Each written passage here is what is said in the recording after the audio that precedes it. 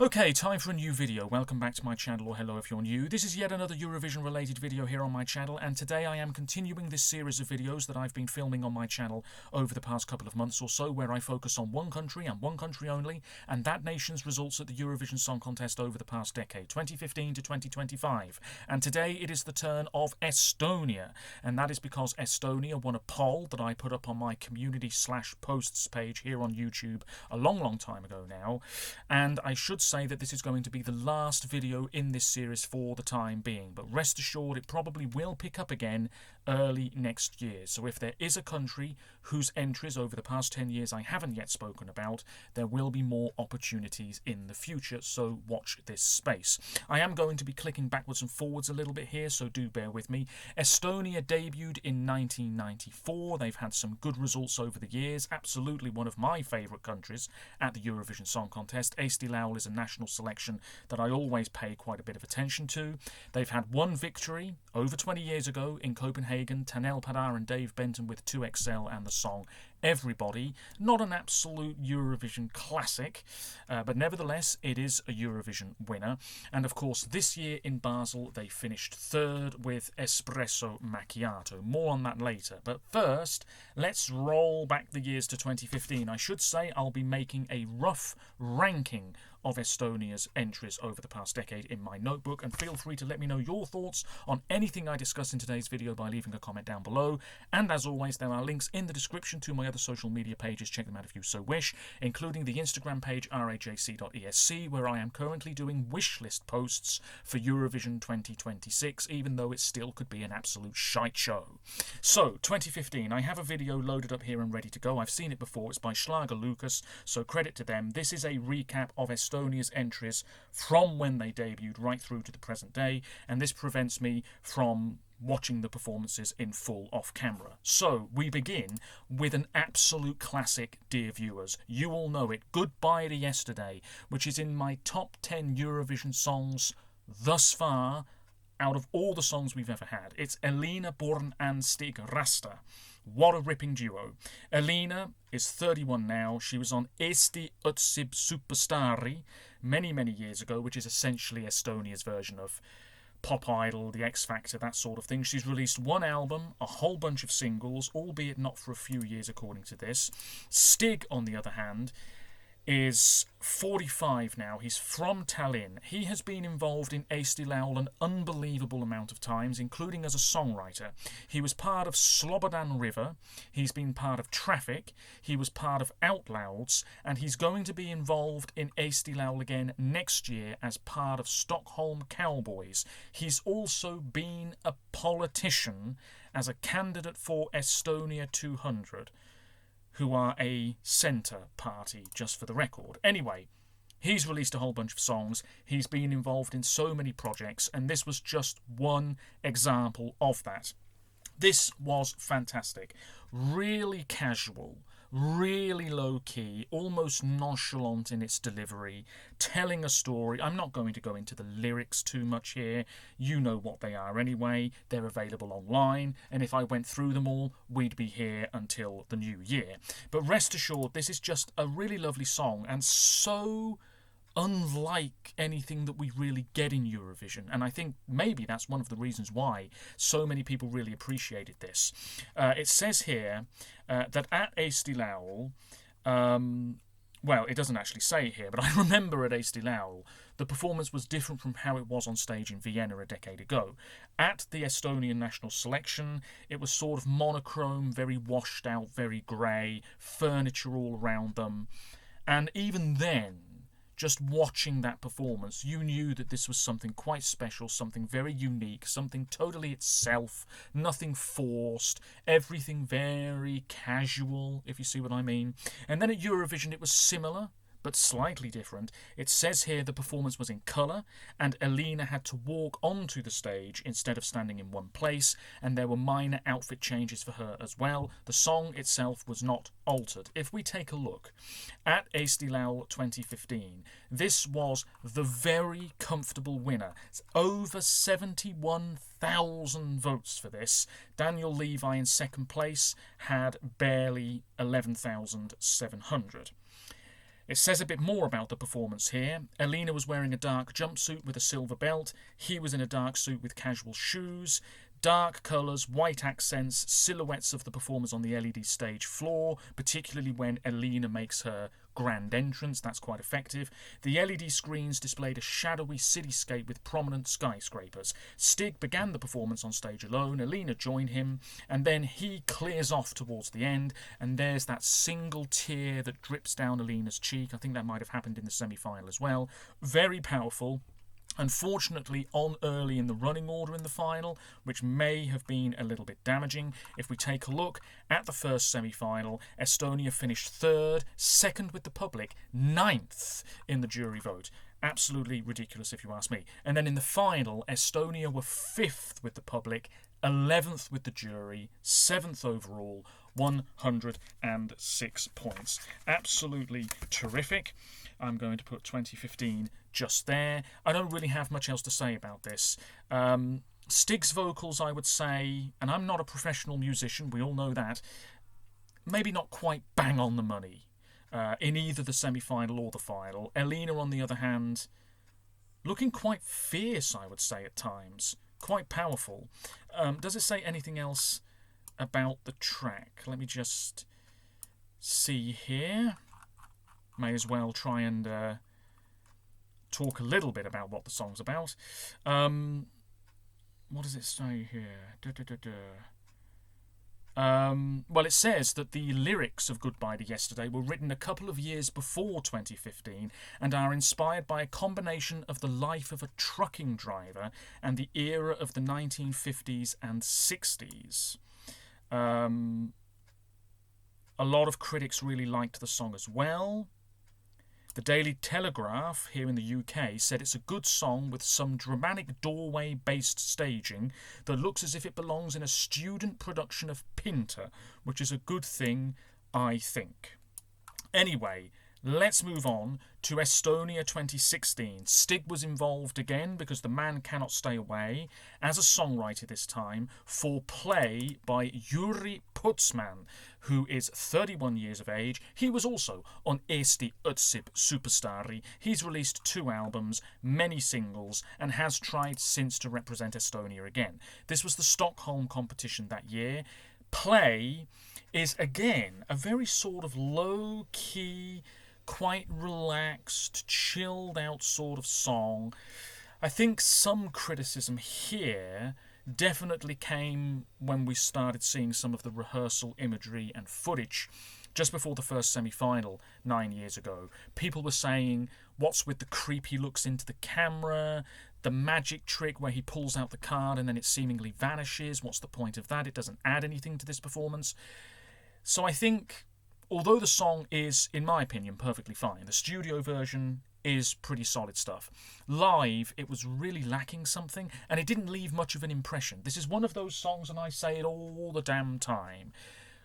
With really up-tempo numbers, you sort of know what you're going to get, and with really stripped-back ballads, you again sort of know what you're going to get. It's those songs that are in the middle that are the most difficult to stage, and the most difficult to get right, and it's an uphill battle, I think, to really get viewers invested. You've got 3 minutes on stage at Eurovision to make an impression to all of those first-time listeners. And I think in this instance, it just fell flat. He won Eesti Laul that year fairly comfortably.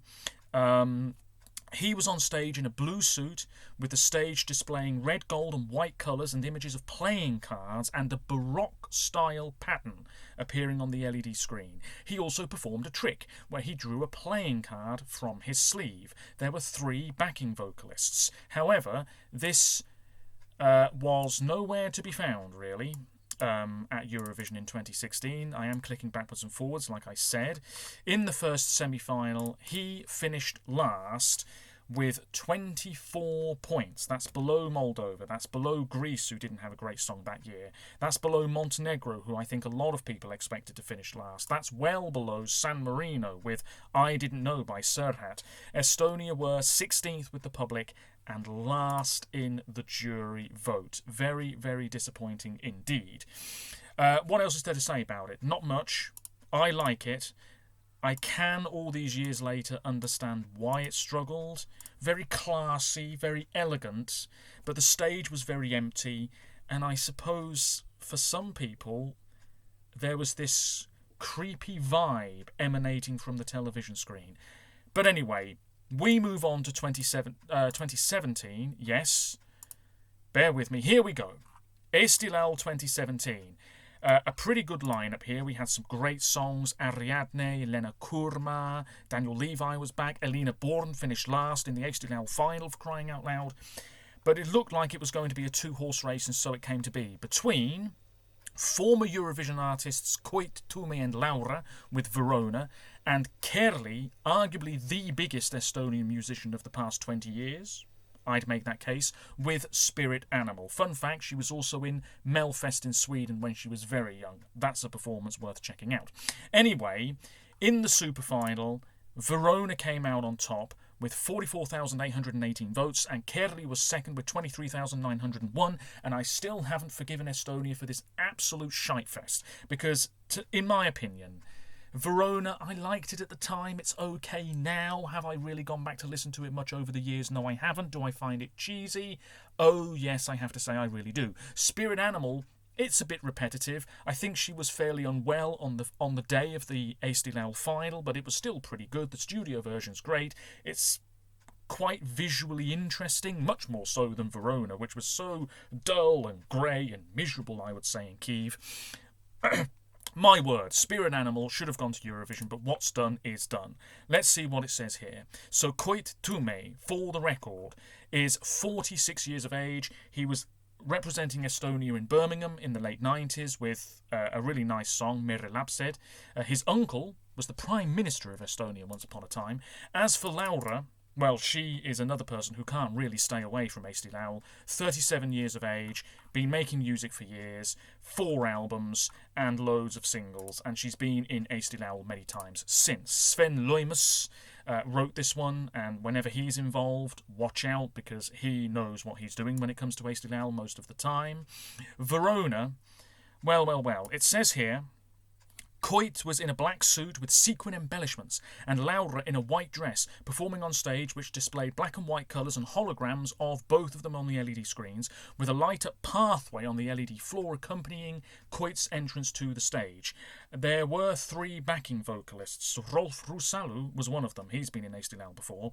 Her microphone crapped out on her right at the start of their performance, and there was this little bit of a kerfuffle about should she perform again, should they perform again, has that been damaging to their chances. This was as the show was happening, blah blah blah. Anyway, a bit of a surprise non-qualifier, I think it's fair to say. If we take a look at the actual results of the second semi-final in Kyiv that year, we can see that Estonia was 6th with the public and 17th out of 18 countries in the jury vote. Wow, what a slap in the face that is. A real surprising non-qualifier at the time, but honestly, looking back, I'm not shocked at all. This didn't really stand out. It was a little bit cheesy. I don't think it was the right choice for Estonia, but there we are. 2016 is going to go here. 2017 is going to go there.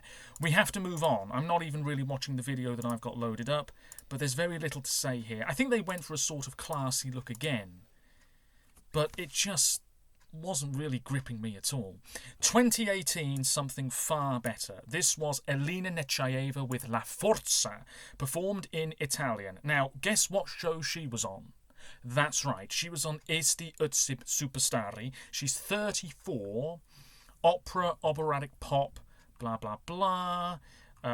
She's released a bunch of singles since, I think several of them cover songs, but I could be wrong. La Forza, which means the force or the strength, charted at number 1 in one Estonian chart and number 19 in another one. Not that that really matters. What does it say here? Well, she won Estilal miles ahead of everybody else. Guess who was the runner-up that year? a certain Stig Rasta. Anyway, it says here, the Estonian performance featured her performing on stage in a dress which measured 52 metres squared and weighed around 8 kilograms, on which numerous moving patterns reminiscent of flowers, galaxies and paint are continuously projected. It was quite beautiful, no doubt about it, but honestly, there's not really a lot going on here. The video artist stated, "There is a girl. We know that. She is an icy queen where love will melt her heart," and more schmaltzy, cliched crap. There were some logistical troubles regarding the projection effect. I think at one point they weren't sure whether her dress was going to get to Lisbon or not, but there it was, and she looked splendid. Now, if we take a look at the split results here, Estonia were sort of one of the favourites to win for a little while, but that really quickly faded, if I remember correctly. She went through from the first semi-final in 5th place, finishing 3rd with the public. That's pretty good. That's ahead of Israel, who won, and 7th in the jury vote. And then in the final, Estonia were 9th with the public and 6th in the jury vote. 8th overall, 245 points, below Sweden, just above Denmark. Pretty good. This is a fairly bog-standard song. From the first 30 seconds, you know how it's going to progress. Sort of like languid camera shots, that huge note towards the end, and that big swirling image on her dress right at the very end as well. Very powerful, very stirring, very different. Proof that classical type music can do the business at Eurovision to some extent, as we saw with JJ earlier this year with Austria. Anyway, we move on. 2018, I think, is going to go here for me. Very up and down, Estonia's results at Eurovision, it feels to me. One year they're pretty good, the next year stinking out the place a bit. But nevertheless, we move on to 2019, and this was a fairly so-so effort from Estonia, it must be said. Guess who co-wrote this song? That's right, Stig Rasta. And he co-wrote Storm by Viktor Krona, who is 33 and from Sweden. He's been in Melfest, released a whole bunch of singles. Most of his music sounds very similar. This song it's just quite generic. It's really plain. It's sort of going for, I suppose, ever so slightly dance pop, I guess. I don't really know how to describe this. I am not a professional journalist. But if we take a look at Eesti Laul that year, the juries weren't really keen on this, but he made the super final and won, he won relatively comfortably over Uku Suviste, more on him later, and Stefan, more on him later. At Eurovision, Stig Rasta was a backing vocalist. It doesn't really say much about the staging at all, actually, so I'm going to have to take a look at the video here. At one point, the camera pans around him. There's this on-screen sort of AI-looking stormy effect, which didn't really work brilliantly. I think it was in the semi-final, can't quite recall. The cameraman is in shot. We have images of storm clouds on the backdrop, sort of flashing about, and then it's a bit warmer at one point. He's alone on stage. Does look a little bit empty, although admittedly the stage wasn't that big in Tel Aviv that year. He's in a sort of leather jacket, very casually dressed, and this is, as I said a moment ago, a relatively generic and somewhat forgettable track, and I can understand why the juries in Eesti Laul weren't that keen on it. He went through from semi-final 1 in 4th place, 3rd with the public and 10th with the juries, and in the final he was 16th with the public, 20th with the juries, and 20th overall, 76 points, 2 ahead of Greece, and 1 below Say Na Na Na for San Marino. Nothing else really to say about this. We move on to 2020. I'm going to put 2019, here, I think. So 2020, Rotterdam, of course, didn't happen. We'd have to wait another year. But the Estonian entry that year was going to be second in semi-final 2. It was Uku Suviste with What Love Is. And if you thought Verona was cheesy, good heavens above, smell the brie. Because this one is, in my opinion, also rather whiffy on the cheesy side. 43 years of age, Uku Suviste. He's been in Eesti Laul a bunch of times. His father is a TV producer, apparently, released a whole bunch of singles. Anyway, What Love Is. There was a mixed response from critics, and we don't really have much to say about this at all because there wasn't really that many live performances of it. But in the music video, he's in a warehouse, and he's alone, and there's really not much going on at all. In fact, the video here has the Esti Lal performance, gold lighting. He's in a sort of all grey attire, trainers.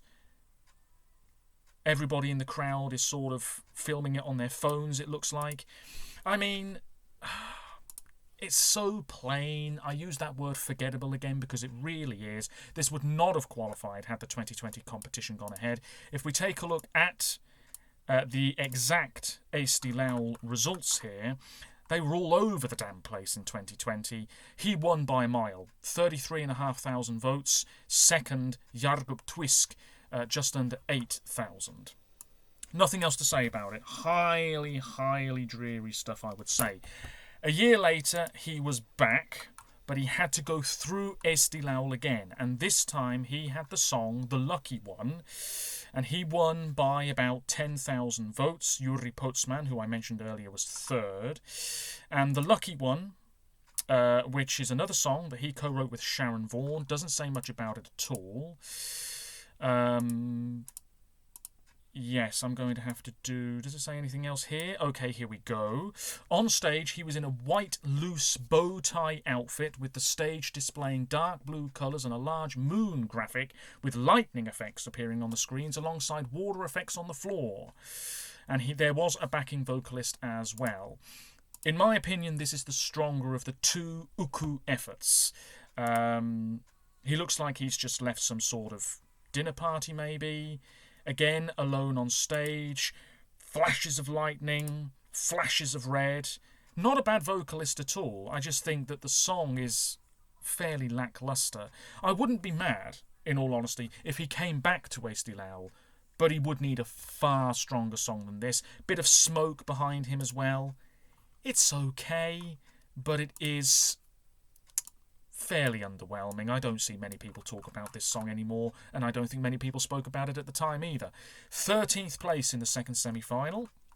Taking a look here, 12th with the public, 12th with the jury, 13th overall, 58 points. And 2021 is going to go here. I think we now move on to 2022 and a far stronger effort in Turin. This was Stefan, who I mentioned briefly a moment ago, with, what's the name of the song? Hope, which he co-wrote. So, taking a look at Esti Lal that year, I think this was pretty much always the favourite, but Minimal Wind were coming up on the rails like you wouldn't believe. He won with 35,681 votes. Stefan, for the record, he was part of Valle, or was it just him, who did fairly well a year or two prior. He's been on the Estonian version of Masked Singer. In fact, he won it. He's 27, released one album, albeit years ago.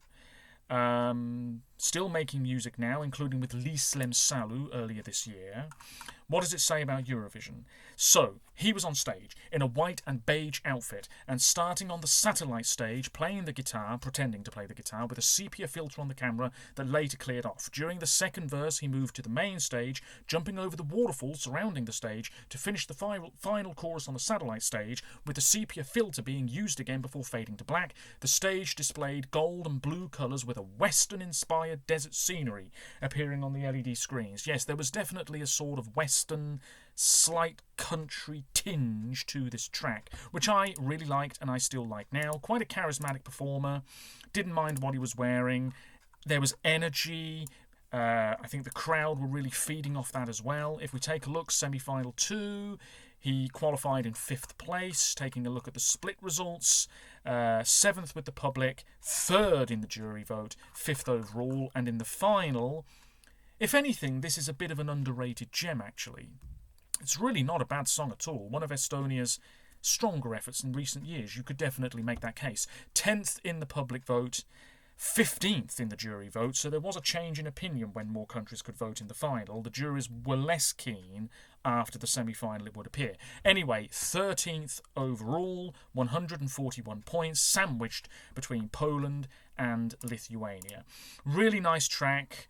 Little bit repetitive, the chorus. He was last on in the final. Don't have much else to say about it. 2022, that's going to go...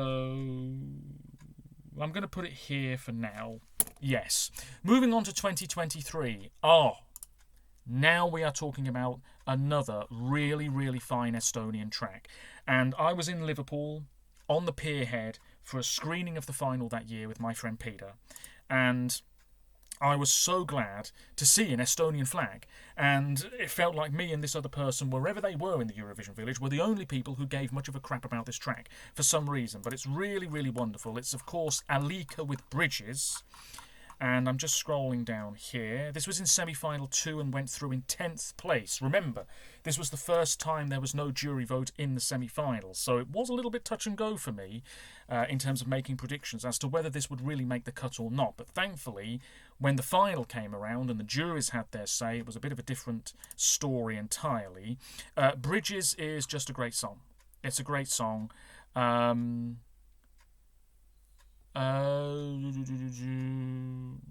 Apparently she was feeling some kind of anxiety, she was upset, and the song was created soon after that. Apparently it's about feeling where you are lost in a big world with a lot of people surrounding you. Alika, for the record, is a great musician. She's only 23. She's released some cracking songs, including Bon Appetit, which I recommend, one album. Her sister is a dancer who's appeared on the Turkish and Irish versions of Dancing with the Stars, Valeria Milova, who's 37, and she's 23. Interesting. In the final, Estonia were right on before Finland, but finished 8th with 168 points. And if we take a look, 5th in the jury vote, right behind Finland. Absolutely remarkable. I was so happy about that. But of course, the public did not appreciate quality and ranked this in 19th place with 22 points below Switzerland and 1 point ahead of Voyager for Australia. Yes, as you can tell, I'm all over the place now. If we take a look at Eesti Laul itself that year, yes, I think this was the favourite. 13,141 votes ahead of Ollie in second place, which is probably where he's going to finish again next year. Don't have much else to say about this. It's a beautiful ballad. Does it say much about the performance? Because there was a piano that played itself. Here we are, pale blue costume. She got up at the start, pretty much, excuse me, and moved to the centre of the stage for the majority of the song. Blue and gold colours, graphics of water splashing, and a gold rig appearing on the LED screens, which later opened up to reveal lights. It's that good I'm starting to cough. Really nice performance, very simple, very classy, letting the vocals shine through. She looked absolutely fantastic, and yeah, really nice outfit, really liked the way it was staged. I think people forgot about it because Cha Cha Cha was on right afterwards, but what an absolutely brilliant result. Arguably the result of the 2023 competition. Only 2 more years to go, and 2024, Nendes narkotikomedes de teame kulmidagi. We sure know nothing about these drugs by Vis Minust and Pulu. Well, this was a grower for me. Didn't really think too much about it at first. Then I gave it a few more chances, which I think everybody needs to do with all national final tracks, unless they are absolutely woeful in the first place. And after listening to this a few more times, I thought, you know what, this could be my cup of tea. So, Vis Minust, which means 5 minutes. They've been making music for a decade. They've released 2 albums. They've had loads of successful singles in their homeland. And when they were announced as competing in Eesti Laul, only last year, or were they announced at the end of 2023? It doesn't matter. It was only last year when they did Eurovision. It feels like a lifetime ago in many ways. But when they were announced, a lot of people were saying this is a big deal, it's a real coup, they could be the winners. As for Pulup, 2 guys, one of whom has fairly long hair, new folk is their genre, 2 albums and several singles. Anyway, this song was not massively favoured by the juries in the semi-final first round. They liked it a bit more in the final, and in the super final, Ollie was the runner-up, and Vis Minus den Pulp won with just over 26,000 votes. At Eurovision, does it say much about the staging? Not really, but there's choreography. We have gold lighting and sort of blocks on the screen behind them. They're all dressed fairly similarly, black outfits, lots of flashing lights. You've actually got images of them dancing on the backdrop. Maybe a little bit shaky at times, the vocals, but you can understand that because there's a lot of movement here. We also have green and purple flashing lights as well throughout this performance, and the blocks above the stage in Malmö that year sort of moved about, and the lights either side of the stage were doing their thing. You know what I'm on about. It was a pretty good spectacle in many ways, but I think all of us were expecting this song to struggle, particularly with the juries. If we take a look at the second semi-final, 6th place, 79 points, so maybe less than expected at the time, and then in the final, 25th, last in the jury vote, 13th with only 33 points from the public, and therefore 37 points in total, 20th place, above Georgia, below Windows 95 Man for Finland. Don't have much else to say about this. It's a sort of rap song, I guess, but very accessible. You know, it's not like full-on rap stuff. And it was fun, it was quirky, it was different for Estonia. It was in the Estonian language as well, which was much appreciated. Very long song title. And yeah, I mean, this was always going to be a bit more of a crowd pleaser than a jury darling. Where is 2020? Well, 2023 I've got to write down here. Ooh. I'm going to put 2023 there because I've listened to it more. 2024 I'm going to put there for now. And that leaves, of course, the man, the myth, the legend in the long tie, Tommy Cash, with Espresso Macchiato. So this song was really a tongue-in-cheek, jokey entry, it has to be said. Nobody was really taking this too seriously. But this finished third in the final. 356 big ones. That's generous, if you ask me. I know it was months ago, but I still think that was fairly generous. Tommy Cash, bit of a controversial figure. Some of his music videos and things like that definitely have got people talking. His real name is Tomas Tamamets. He is 33 years of age. I think it was his girlfriend sitting next to him in the green room. She didn't really crack too many smiles, I know that much. Yes, he's done modelling, he's done design work, he's been in adverts, he's released 2 albums but not for years. Other songs of his include Little Molly, X-Ray, Ben's Dealer, and Unts Unts. Anyway, he also did a song with Joost Klein, which, is that the one that I mentioned? I think he did do a song with Joost Klein, did he not? He's done a song with Karja. Yes, United by Music was the song that he did with Joost Klein. He's collaborated with Little Big. He's worked with Charlie XCX, who's one of the biggest female stars on the planet at the moment, I would say. And loads of other people as well. Anyway, long story short, this was an absolute landslide win. It shouldn't have been, but there we are. The performance at Eesti Laul did come under fire because it was not the most visually interesting. It was fairly dull, you could even say unimaginative, uncreative, whatever. Vocally, it was a little bit all over the place. And then at Eurovision, it was better on that bigger stage. But again, a lot of people were finding fault with it, saying that it was far too relaxed. The music video itself, not the most memorable, not that the music video really matters much. It did remind me a little bit of Europapa for Joost Klein the year before. You know, people were saying like, oh my god, the staging is going to be out of this world, and then it sort of wasn't. And then he was disqualified.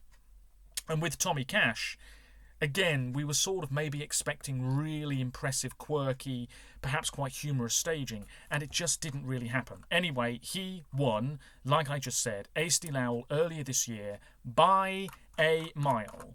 At Eurovision, doesn't really say much about the performance, but we have the video here. So there he is in a suit and a very long, comically long red tie, with a post-it note stuck to him as well. He's got security guards dressed very much like security guards on stage with him, very stony-faced. You've got Winner's Cafe on the screen behind him. Lots of other things happening as well. photographs floating about in the air, it looks like, coffee cups and everything. He was holding a coffee cup at the start of the song. And then there's this woman who's holding a sign, and then she runs onto the stage, and it's all like very stage invader stuff, but it was planned. And then he shouts coffee for everybody at the end, and you've got the stage floor that's looking a bit like a tablecloth that you'd get in a cafe, and there's a plane that's sort of flapping its wings at one point. It's all over the place, a bit like this video. Anyway, if we take a look at the split results, yeah, quite remarkable. This did as well as it did.